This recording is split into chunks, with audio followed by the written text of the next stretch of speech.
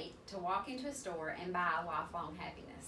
What if I told you that you can buy happiness as long as you give the gift to someone else? I'm Brandi Davis, lifelong committer of random acts of kindness. Everyone in this room has the capacity to commit a random act of kindness. Random acts of kindness do not require money, they just require your time. Random acts of kindness boost happiness and well-being in ourselves and in others. Today, I'm going to explain how committing random acts of kindness can boost your happiness and the well-being of others, and this is why that you should commit them. First, what is a random act of kindness? Good therapy defines random act of kindness as an unexpected act of charity or helpfulness often done for a stranger. At this point, you're probably asking yourself, why should I commit these random acts of kindness? Why is there a need for kindness? According to Vox, that's an online magazine, the United States is ranked 19 out of 52 countries in terms of happiness. According to the 2017 Harris poll, only 33% of Americans said that they were happy. The research, every article I read was completely unclear as to why Americans are not happy.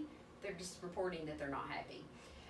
From every article I read, it was speculated that such things as addiction, stress, mental health issues, things of that nature were the likely culprits.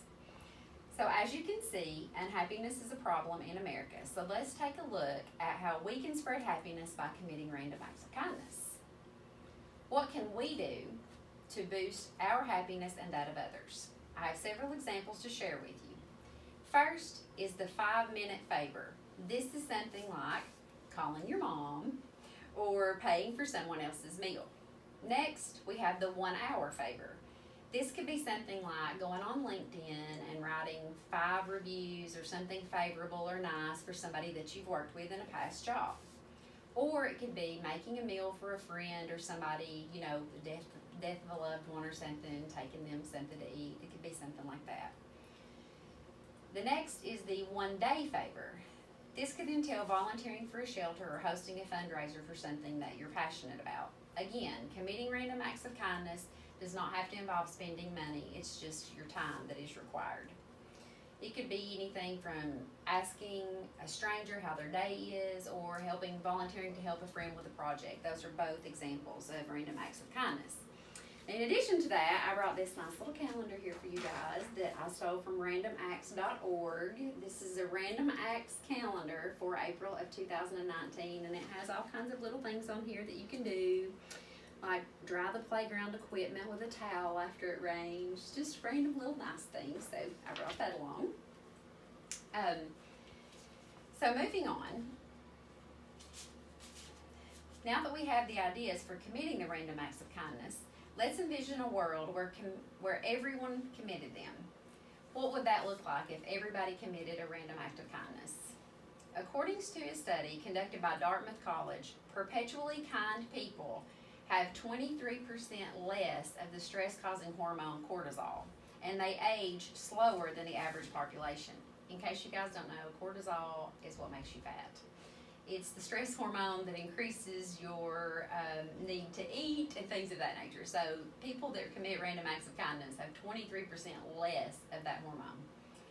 According to a 2010 Harvard Business School study conducted in 136 countries, people who are altruistic, which means donate money or to worthy causes and things of that nature, are happiest overall. Researcher Barbara Fredrickson of Psychology Today states that committing random acts of kindness reduce stress, boost your immune system, and help to reduce negative emotions such as anger, anxiety, and depression. Remember, I mentioned earlier that was one of the things cited for why Americans are so unhappy. According to the article, Why Random Acts of Kindness Matter to Your Well-Being, it is noted that the simple act of witnessing others being kind can release the same feel-good chemicals that doing a random act of kindness can produce. So in a nutshell, I see you commit the random act of kindness, I get the same feel-good feeling from it that you do. In his book, The 5 Side Effects of Kindness, author David Hamilton explains that kindness is contagious. Each act of kindness that we commit actually creates a ripple effect that spreads out to 3 degrees of separation. To illustrate what this looks like, I have a diagram that shows the effect of what just one random act of kindness can have. So this is me committing a random act of kindness to my friend. and then spreads out to 5 of his, that's your second or your first degree, then to 25 people, and at 3 degrees, your one random act of kindness could potentially affect 125 people. Random acts of kindness can literally turn your frown upside down. As you can see, committing random acts of kindness doesn't have to be time consuming or involve spending a lot of money. Random acts of kindness boost your happiness and well-being and that of others. This is why you should go out today and commit them. You alone have the power to make a positive change in someone's life today, so get out there and commit a random act of kindness. I would like to close with a quote from Mother Teresa. Not all of us can do great things, but we can do small things with great love. Random acts of kindness are proof of this. Thank you. Now let me tell y'all about how are you done?